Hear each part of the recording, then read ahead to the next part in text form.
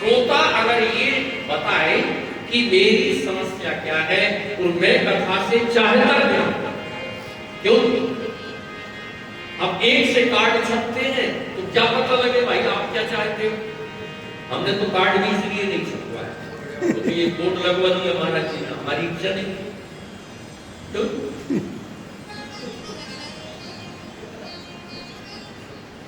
7 सोपान है। प्रथम सोपान का नाम है वालकांड, द्वितीय सोपान का नाम है अयोध्या कांड, तृतीय सोपान का नाम है अरण्यकांड, चतुर्थ सोपान का नाम है किष्किंधा कांड, पंचम सोपान का नाम है सुंदरकांड, षष्ठम छठे सोपान का नाम है लंका कांड और सप्तम जो सोपान है वो उत्तरकांड है। वहां उत्तरकांड में कहते हैं सागर चेह पार जो बाबा राम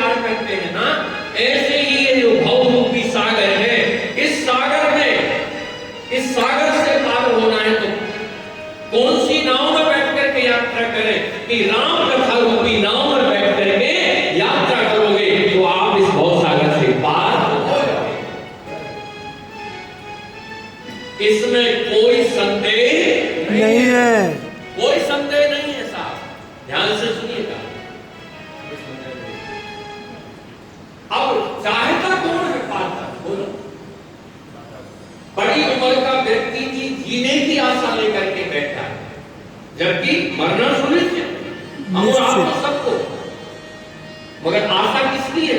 जीने की, नश्वर जीवन जीने की आशा। क्यों साहब? अरे आप तो गोविंद से, रघुनाथ जी से एक ही प्रार्थना करो कि बस मैंने आपकी कथा सुन रहा हूं या सुन रही हूं, बस आप अपनी ही कथा की नाव में बिठा करके मुझको इस सागर से पार कर दे। हे गोविंद, सागर से पार करना, भाव सागर से पार करना, ये आपकी कथा की शरणागति है। बोलो, हम कथा की शरण में हैं, नाम शरण, भगवान के गुणों की शरण, भगवान के धाम की शरण, भगवान के रूप की शरण।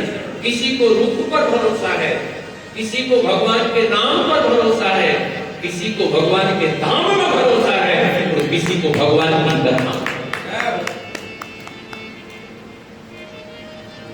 आपका भरोसा किसमें? क्यों साहब? आप कथा सुन रहे हो तो इस भरोसे के साथ सुनिए कि कथा ही उनको इस भवसागर से पार कर देगी। ध्यान से कहूं, एक बात ध्यान से सुनना, ये संकल्प नहीं होना चाहिए बेटा। संकल्प अपना पाठ मुझे छोड़ करके यहाँ कथा के लिए बैठे हैं आपकी सेवा। बोलो जय हो। आपको ये शंका अगर इतनी सी भी आपके हृदय में है तो बुरा मत मानना, अभी आप कथा सुनना जानते हैं, बहुत सुंदर। अभी कथा के प्रति आपका अनुराग नहीं है। अगर इसी भावना को हृदय में संजो करके रखिए कि मैं राम कथा सुन रहा हूं तो मेरे भव सागर से पार होने में कोई संदेह नहीं है।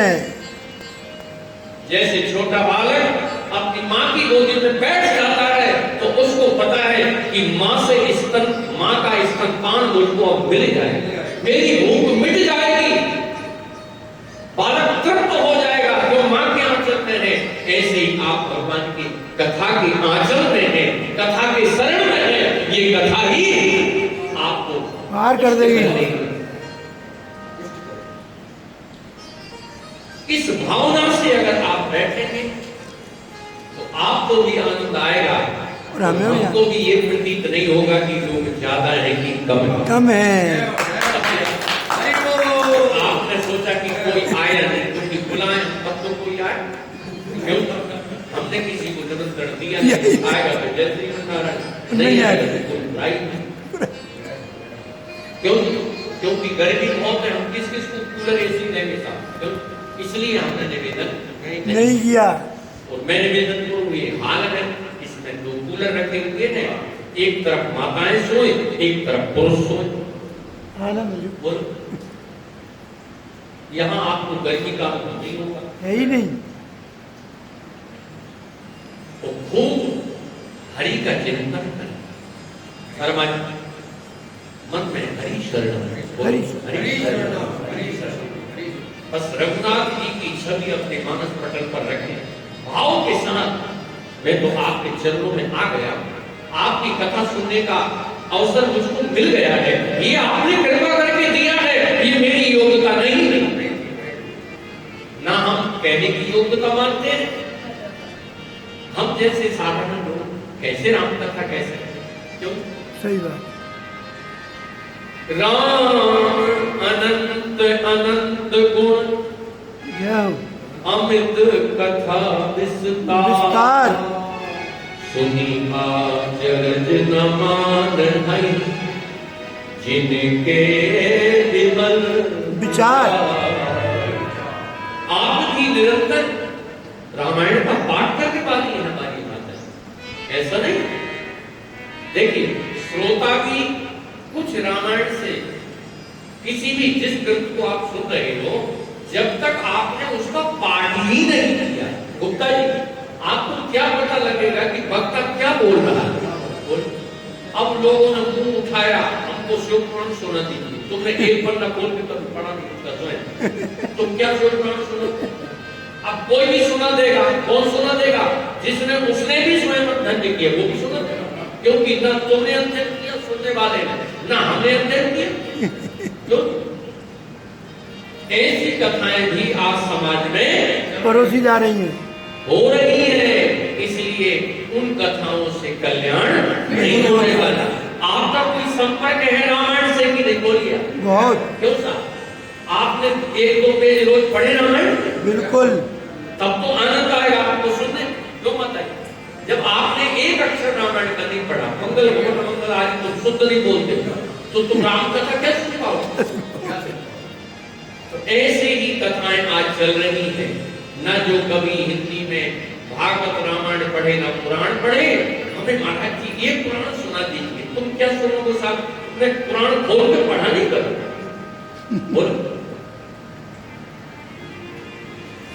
अभी कीर्तन करना तो शुद्ध आता नहीं। बोलो, अजय बिहारी की जगह 80% गायक अजय बिहारी बोलते हैं। बोलो, उन्हें स्वयं पता नहीं, कहीं की तुकबंदी कहीं जोड़ दी। हनुमान चालीसा में ना ही है तो सब ना ही बोलते, इसलिए हनुमान जी की कृपा उन्हें कभी प्राप्त नहीं होती। नहीं तो कृपा करूं गुरुदेव की ना ही इस तरह। अरे गुरु जी जैसी कृपा करिए हनुमान जी, अब तुम पहले मना कर रहे हो तो कहा तो अपनी योग्यता भी तो हम देखें। क्यों साहब? बोलो, ये 7 सोपान है। प्रथम सोपान में आप संक्षेप में पहले राम कथा सुन लीजिए, इसका रूप। जी जी जी। बालकांड में 2 विवाह हुए ईश्वर कोटि जी। एक शिव पार्वती का विवाह हुआ जी, और दूसरा श्री सीताराम जी का हुआ। इसी में भगवान का दिव्य जन्म महोत्सव मनाया गया। क्या? राम जन्म महोत्सव।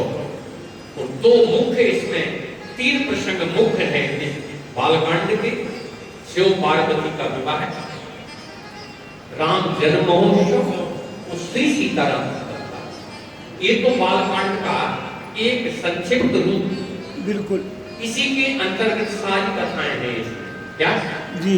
जिसमें बहुत बड़ा वंदना का प्रकरण है। शर्मा जी, वंदना मतलब प्रणाम किया गया है। वंदना मतलब प्रणाम, नमस्कार, सबको नमस्कार किया है। ऐसा अद्भुत वंदना प्रसंग कहीं नहीं मिलता। पूरे भारतवर्ष में नहीं, दुनिया में ऐसा कोई ग्रंथ नहीं जिसमें इतना विस्तार से वंदना प्रकट की वंदना की गई। तो अयोध्या कांड का जो रूप है उसमें राम जी का वनगमन और भरत जी का चयन। बहुत सुंदर। अरण्य कांड में छोटी छोटी प्रसंग हैं, मगर उस कांड को कहने में ही एक दिन लग जाता है। छोटा सा कांड है, जबकि छोटा सोपान है। उसमें प्रथम में ही प्रभु श्री राम ने माता सीता जी का श्रृंगार किया है। आगे चल करके उसमें जयंत का, फिर जयंत के मन में कुछ भ्रम पैदा हो गया है। सुतीक्षण जी का मंगल में प्रसंग है, सीता जी का हरण है, तो सबरी माता का भक्ति में प्रसंग है। संक्षिप्त रूप है। ऐसे ही किष्किंधा कांड में हनुमंत जी का मिलन है, हनुमान जी का और राम जी का मिलन है। सुग्रीव जी का राज्याभिषेक उसमें होता है और सीता जी के अन्वेषण का एक विचार तैयार होता है किष्किंधा कांड में।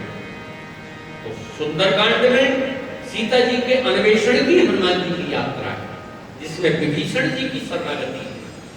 वो लंका कांड, युद्ध का कांड है, जिसमें भगवान राम का निशाचरों से एक भयानक युद्ध हुआ है। कहते हैं ऐसा युद्ध इस दुनिया के इतिहास में राम रावण जैसा युद्ध हुआ ही नहीं। महाभारत का युद्ध तो उसके सामने कुछ भी नहीं। ऐसा बड़ा विचित्र राम रावण युद्ध हुआ है। उसमें भगवान समस्त राक्षसों का उद्धार करते हैं। पुनः विभीषण जी का राज्य तिलक होता है।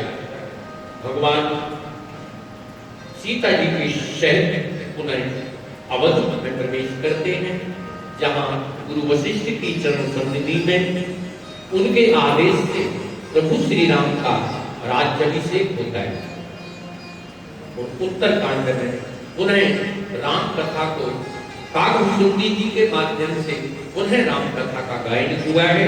तो संक्षेप में संतों की महिमा का गायन हुआ है और एक ज्ञान भक्ति का विलक्षण स्वरूप वहां प्रकट किया गया है। तो ऐसा 7 सोपानों में राम कथा का ऐसे गायन किया गया है। उसमें और छोटे बड़े अनेक प्रसंग हैं। 7 दिन में ही हम सब आपको कुछ न कुछ सुना देंगे, जो बन पड़ेगा गुरु गोविंद की कृपा से।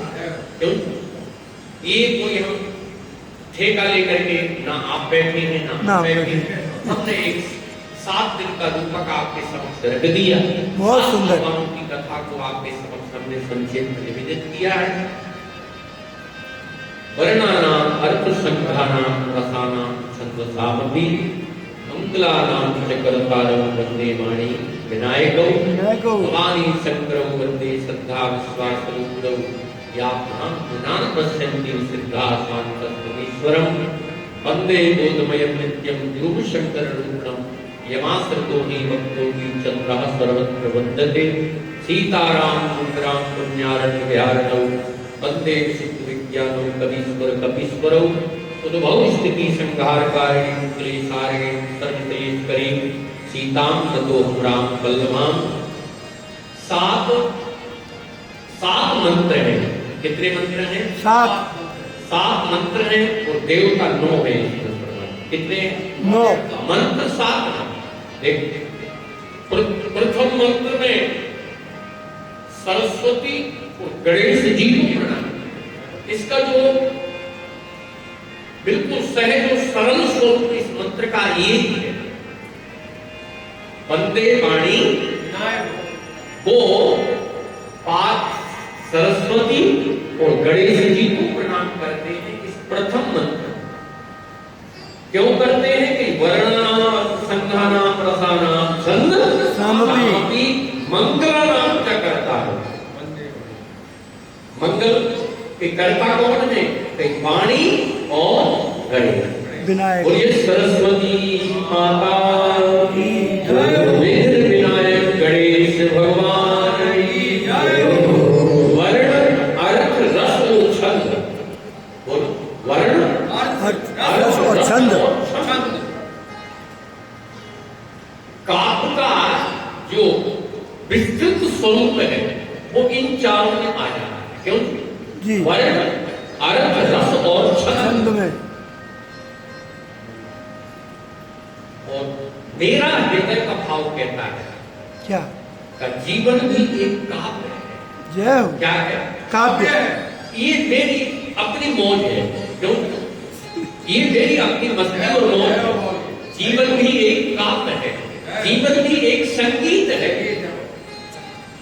ये भी एक छंद है। बिल्कुल ये भी एक रस है। छंद है और एक शब्द है स्वछंद। और अपने स्वछंद के अर्थ, एक अर्थ तो ये हुआ कि वो स्वछंद है ना? नहीं, स्वछंद का जो हम अर्थ ले रहे हैं वो ये है कि हम अपने जीवन के छंद को उपलब्ध हो जाएं, ये स्वछंद है। बहुत सुंदर। हम अपने जीवन के संगीत को उपलब्ध हो जाएं। जीवन